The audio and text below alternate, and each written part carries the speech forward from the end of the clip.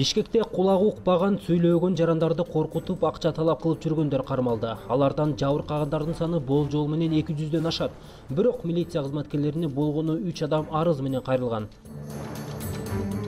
Кармалгандардын бири Эрмек Акмырзаев. Ал 1981-жылы Токтогул районунда туулган. Учурда ал Казакстандын жараны. Ал эми экинчиси Йобур Генезов.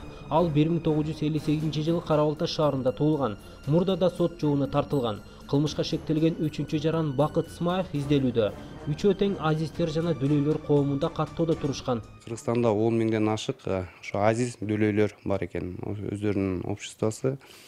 Булар дагы ал жактан өздөрүнүн уюмунун чечими менен составынан исключать этилиптир баары.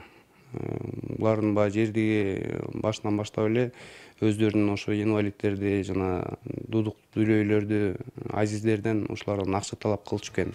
Жабыркагандардын бири Рустам. Ал Орусияда апасы менен бирге иштеп жүргөн кезде Эрмек Акмырзаев акча алган. Кийин акчасын сураганда жогорудагы кылмышка шектүүлөр жабырлануучуну сабап милицияга арыз жазба деп коркутушкан.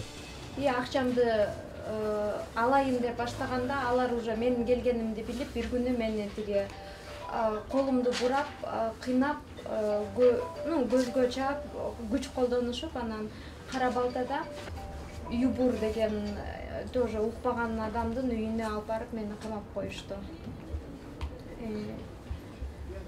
Мени кыйнашты, 5 күн мен ошол жакта болдум. Жабык үйдө эч жака чыга алган жокмун. Балдарга айтайын дедим, но телефондорумду алып алышты. Ошол эле кылмышка шектүүлөрдүн ур токмогуна кабылгандардын арасында Элзат Татанова да бар. Анын жолдошу Замир азиздер жана дүлөйлөр коомунда активист болгондуктан күйөөң кайда деп сабашкан. Мен кетип баратсам кармап алып мени көзгө коюшуп, чачыман сүйрөп машинага салышты.